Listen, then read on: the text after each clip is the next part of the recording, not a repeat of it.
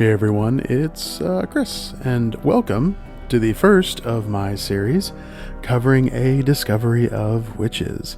I love the books that this show is based on, the All Souls trilogy, so I have been eagerly awaiting this show to drop for months, and it's finally here, so super excited. If this is your first time here, I take TV shows and movies based on books and compare and contrast them to the source material. Oh, and don't forget to subscribe to the channel so you don't miss any of my future videos, and click that notification icon to join the notification squad, as it were, and be the first to know when something new drops. So just a quick warning here. Since I do take the TV show and the source material and contrast them, there is a chance that I might convey some information that is spoilery in its nature. If that is a problem for you, go ahead and turn this off, and you could always come back and watch these videos after the season is done.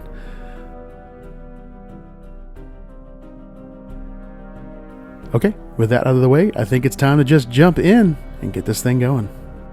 First up, we have beginnings. The opening of the show was a massive departure from the novels in the best possible way, I think. The beginning of the book is Diana getting the Ashmole manuscripts, including 782, and having a series of magical moments with that manuscript. While it gets us into the action and the main thrust and MacGuffin of the story, it does take a while before you are let into the bigger world of the supernatural that exists in this alternate universe. Having Matthew open the show, however, waxing nostalgic at the state of the modern world and mentioning the other types of creatures while he watches Diana rowing, beautifully sets up the world and the beginning of the intense relationship that is about to begin between the two of them. Next up, we have Gillian. There are quite a few changes with this character and the relationship between Gillian and Diana. In the novels, Gillian is another American scholar and really is not friendly with Diana, and vice versa. I don't want to say too much given the show has just started, but in the novels, Gillian is not a nice person. Not nice at all. I do like this version of the character better, given the part she plays in bringing the existence of Ashmole 782 to the attention of the congregation, and how she's not quite as 100% a jerk face as she was in the books. Okay, next up, we have that tricksy Ashmole 782. I really liked this. One of the things you have to be careful with when adapting a novel to the screen is deciding on what you show and what you tell. Novels are a medium of tell. You describe things that are happening, whereas a film or TV show is a medium of show. In the novels, it is established that Diana is the first person in a very long time to be able to retrieve this specific volume, and then we move on. Having this scene where we see 782 decide to be findable was brilliant, and went a long way to establishing the nature of the book and the magic, obviously, that it is infused with it, in a wonderfully cinematic way, so kudos, writers, on that one. Next up, we have Diana versus 782. This was a bit of a letdown for me, I'm not going to lie. In the novel, there is a moment of standoff between Diana and the book, since from the moment she sees it, not even touches it, she sees it, she can tell it has been magically enhanced in some way. She spends a bit of time trying to decide what to do, reliving some of her past as a way to filter the current events. Although I greatly prefer this to what we see in the show, I acknowledge that this is a show don't tell moment, so we couldn't have the exact same sequence of events as we saw in the books translated to the screen. With that being said, it would have been a better moment for her character, I think, if she discovers that the book is magical before she opens it, and then decides, just as she did in the novel, to treat it as a normal manuscript, ignoring the magical aspects of it, since she has cut off that part of her life very intentionally. Oh, and the text appearing on Diana's hands, the brand that appears on her hand, and the entire magical community of Oxford feeling her open the book, all of that is new for the show. Didn't happen in the source material at all. In the books, Matthew finds out about Diana getting 782 by overhearing other witches talking about it. And also, she didn't bump into her father on the way out, although I kind of like that foreshadowing and what it's going to play into later, so that at least, rock on. Next up, we have public magic. So the two moments that we see Diana doing magic in this episode are at the very outset of the episode, when she accidentally magics her papers back together as they are being borne away on the wind, and when she accidentally calls the book from the top shelf in the library, resulting in it falling into the hands of Matthew, creating the opportunity for their first official meeting.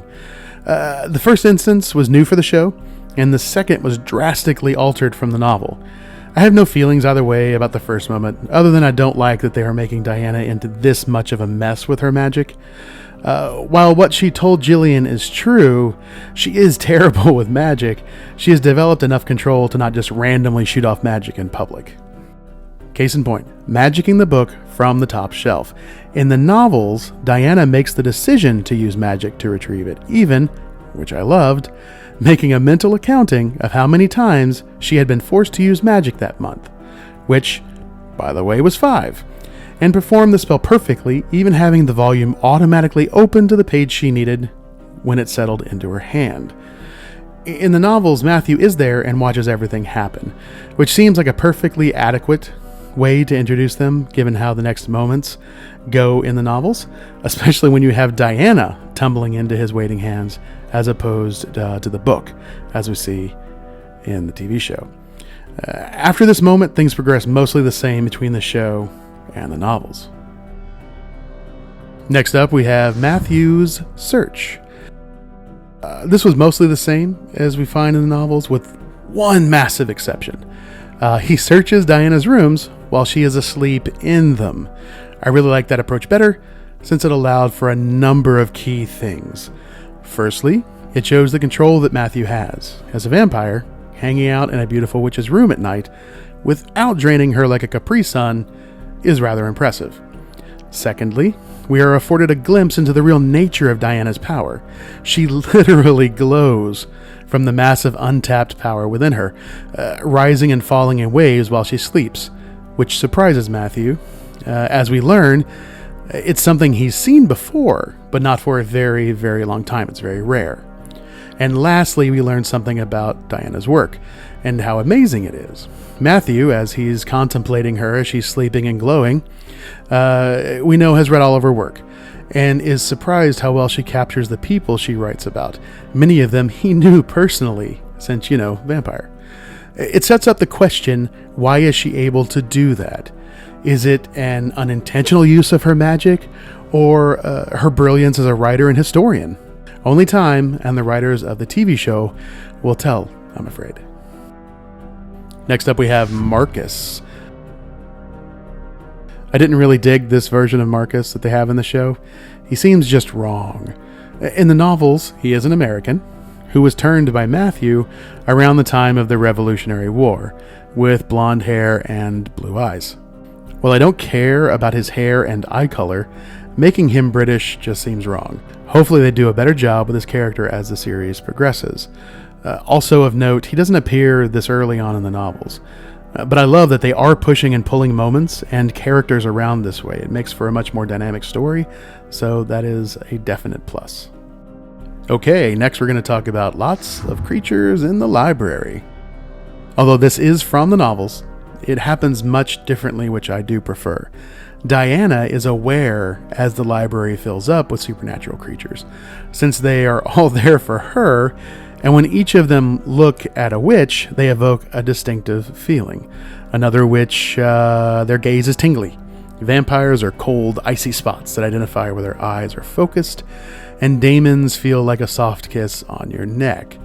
So with this in mind, Diana is keenly aware of all the magical creatures in the room, and that they are all looking at her. One thing I really miss from the novels is that there is an attack on Diana by another, unidentified at the time, male witch. That is fended off by Matthew, much to Diana's displeasure. I really wish they would have included this moment in the show, because it goes a long way to reinforce Matthew's warning later that Diana is in trouble and should act that way, which happens following this moment in the episode. Next up, we have the Sweatshirt. This does happen, sort of, in the novels, but as opposed to after she's been rowing, it happens after they go to creature yoga, much later in the story. Creature yoga, by the way, is one of my favorite things from the novels. Essentially, after the class, she leaves her sweater in his car. The car basically becomes super concentrated with Diana scent, which is apparently honeysuckle and horehound. And smelling it drives Matthew crazy and right to the edge of sanity with hunger. Because of this, he goes off to Scotland to deal with his close to overwhelming desire to go after Diana by hunting deer at a lodge owned by one of his friends who is a daemon. And I believe from the trailer snippet at the end of the first episode, we're going to be seeing that in the next episode. But speaking of daemons, finally, we're going to talk about a decided lack of daemons. I know it's only the first episode, but it's weird and troubling that they have only introduced witches and vampires. The daemons are an important part of the story as well, and are pretty deeply involved in what's going on, almost from the first page of the first novel.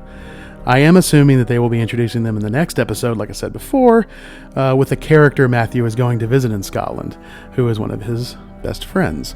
Just a point of clarification, I have heard them referred to, mostly by Matthew, as demons in the show, and that is incorrect pronunciation. It is daemons, Daemons. They are spelled that way for a reason, because they are not demons. That is something different. So that is it for this inaugural episode of my reviews and analyzation of A Discovery of Witches. It was a great show. I really loved how it's shot. It's so gorgeous. The colors and the saturation they use, and they didn't go the young adult novel dreary kind of angle with it. It's beautifully colored and vibrant, which I think is important given the subject matter and kind of what's going on. So I'm very hopeful for the future of the show, with the pilot episode being this good. If you have any questions about the show or the world that it's set in, please let me know. That's it for me. Coming up, we'll have another Magicians video covering the end of season 2. That'll be on Monday, and regular programming after that. Have a good day. I'll talk to you soon.